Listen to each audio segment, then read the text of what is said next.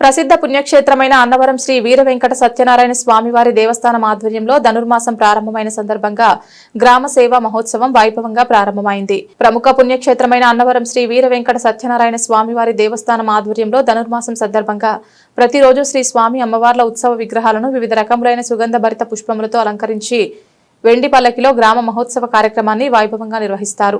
ధనుర్మాసం కావడంతో నేటి నుండి గ్రామ సేవ మహోత్సవాలను వేద పండితులు వేద మంత్రోచ్చారణల నడుమ మంగళ వాయిద్యాల నడుమ శ్రీ సత్యదేవుని నామ సంకీర్తనతో అన్నవరపు పురవీధుల్లో శ్రీ స్వామి అమ్మవార్లను ఊరేగించారు. ఈ కార్యక్రమంలో మీడియా మిత్రులతో మాట్లాడిన అర్చక స్వామి దత్తు శర్మ, ఏఈఓ దామరి కృష్ణారావు, పర్యవేక్షణ అధికారి రామకృష్ణ, సీనియర్ అసిస్టెంట్ పసుపులేటి రమేష్, పెనాడ వెంకటేశ్వరరావు, నాగేశ్వరరావు, వ్రత పురోహితులు, ఇతర ఉన్నత సిబ్బంది, భక్తులు, స్థానికులు తదితరులు పాల్గొన్నారు.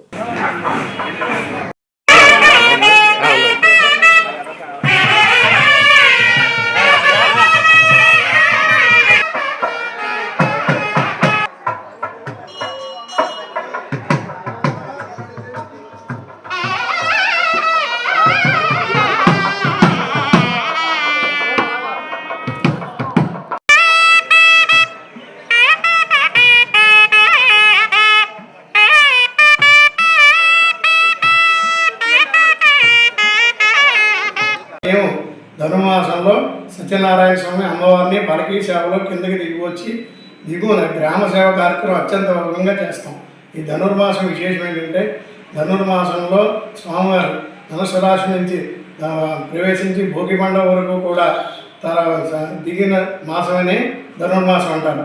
ఆ ధనుర్మాసం మకర రాశిలో స్వామి సూర్య భగవానుడు ప్రవేశించిన రోజు నుంచి వరకు కూడా ధనుర్మాస కార్యక్రమాలు అత్యంత అద్భుతంగా జరిపిస్తూ ఉంటాం.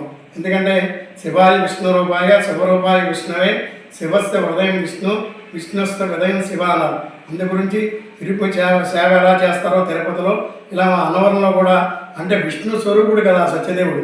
అందుగురించి సత్యనారాయణ స్వామి గారికి అత్యద్భుతంగా చేస్తాం. ఎందుకంటే హరిహర హిరణ్యగర్భ త్రిమూర్తాత్మక పరమేశ్వరి పరమేశ్వర స్వరూపంగా పిలిచారు స్వామివారు. ఇక్కడ భోగి పండుగ ఉత్సవాలు కూడా అత్యంత వైభవంగా చేస్తాం అన్నవరం క్షేత్రంలో.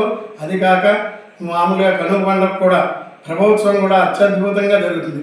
అంటే ఈ ధనుర్మాసం చాలా వైష్ణవ ఆలయాల్లో ఎంత అత్యద్భుతంగా ప్రీతిగా చేస్తారో ఇక్కడ విష్ణు స్వరూపుని కూడా మేము అంత విధిగా కొలుస్తాం. కాబట్టి ఈ స్వామివారిని కూడా తీసుకొచ్చి మకర రాశిలోకి ప్రవేశించే వరకు కూడా స్వామివారిని అత్యంత అద్భుతంగా చేసే కార్యక్రమాన్ని వైభోత్సవంగా చేస్తూ ఉంటారు. దాన్ని ధనుర్మాసం అంటారు. ఈ ధనుర్మాసంలో స్వామివారు చాలా విశేషంగా ఉంటారు. అంటే వైష్ణవ ఆలయాల్లో అయితే గోదాదేవికి ప్రత్యేక పూజలు చేసి గోదాదేవికి కళ్యాణం కూడా జరిపిస్తారు. ఇక్కడ సత్యనారాయణ స్వామి పక్కనే అమ్మవారు ఉన్నారు కాబట్టి నిత్య కళ్యాణం పచ్చదోరణ మా క్షేత్రం. నిత్యం కూడా సత్యదేవుడికి అనంతలక్ష్మి సత్యవతీదేవి కూడా నిత్య కళ్యాణం జరుగుతుంటుంది. భక్తులు అత్యంత వైభవంగా ఇక్కడికి వచ్చి దర్శనం చేసుకుని స్వామివారి వ్రతం ఆచరించి వెళుతూ ఉంటారు. కొత్తగా పెళ్ళైన దంపతులు అయితే స్వామివారి దగ్గరికి వచ్చి నిండు నూరేళ్ళు అభివృద్ధిగా చూడమని మొక్కుకొని సంసారం అభివృద్ధి చేయమని పాడి పంటలు వ్యవసాయాలతో అభివృద్ధిగా చూడమని రైతులు కూడా స్వామివారిని పూసుకుంటారు. ఒక్కసారి సత్యనారాయణ స్వామి దర్శించుకోండి. స్వామివారి కృపకు పాత్రలు కండి. స్వామివారి ఆశీర్వాదాలు తీసుకోండి. జై సత్యదేవ, జై జై సత్యదేవ. వారు అందరూ కూడా వంశపారపర ధర్మకర్తలు. రోహిత్ గారు కూడా చక్కగా స్వామివారి సన్నిధిలో నిత్య సేవ చేసుకుంటూ స్వామివారి కైంకర్యాలు జరిపిస్తున్నారు. వంశపారక చైర్మన్ గారు, మా కార్యనిర్వాహక గారు చాలా త్రినాథ్ గారు కూడా ఇచ్చేసి ఉన్నారు. వారు కూడా అనుభవం ఉంది కాబట్టి సత్యదేవుడు నా సేవలు ఎలా చేయాలి ఏంటనేది కూడా సభ్యులు అందరూ కూడా మాకు ఇక్కడ ఉన్న స్టాఫ్ అందరూ కూడా ఉమ్మడిగా సమిష్టిగా కృషి చేసి దేవాలయాన్ని ముందుకు తీసుకువెళ్తున్నారు. భక్తులు అందరూ కూడా వచ్చి స్వామివారిని తిలకించి స్వామివారి ఆశీర్వాదం తీసుకోవాలని కోరుతున్నాము. జై జై సత్యదేవ, జై జై సత్యదేవ.